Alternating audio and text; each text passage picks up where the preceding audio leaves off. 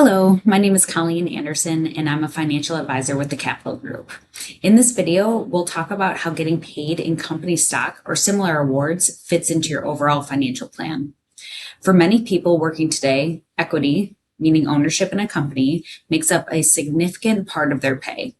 This can come in different forms, such as restricted stock units, which are shares given to you over time, or stock options, which give you the right to buy shares at a set price.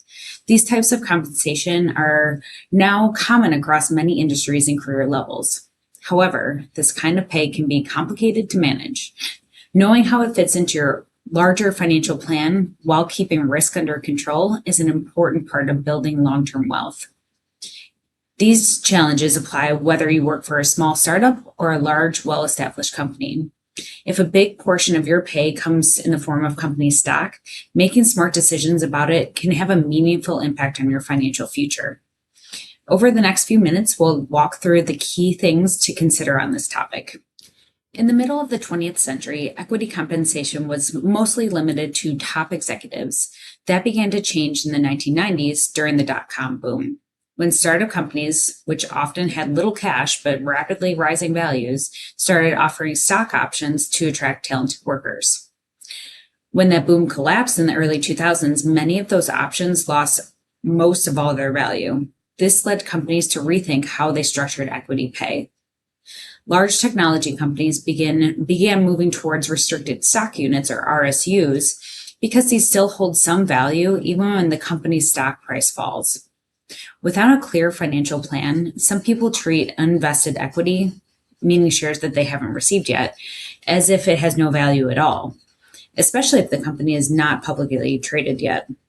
While that caution is understandable, the reality is that most forms of equity likely do carry a real value and should be included in your financial planning.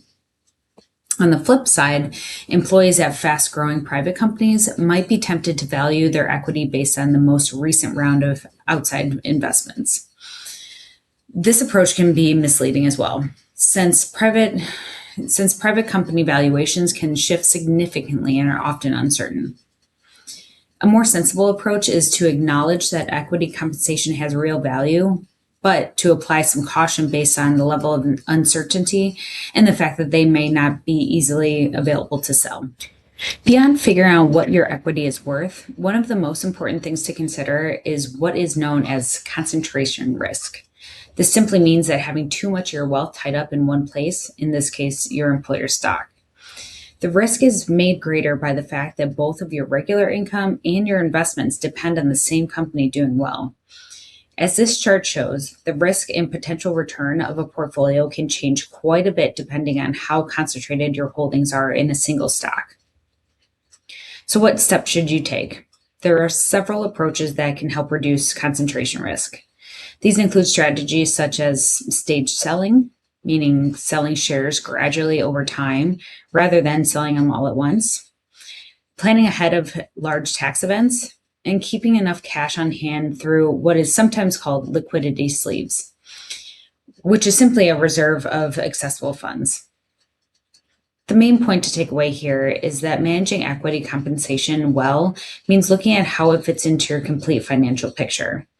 The goal is to build a thorough financial plan that makes the most of your equity pay while keeping your overall portfolio in line with your long-term goals. I hope that you found these insights helpful, and if you'd like to learn more about any of these topics, please don't hesitate to reach out. I'd look forward to speaking with you.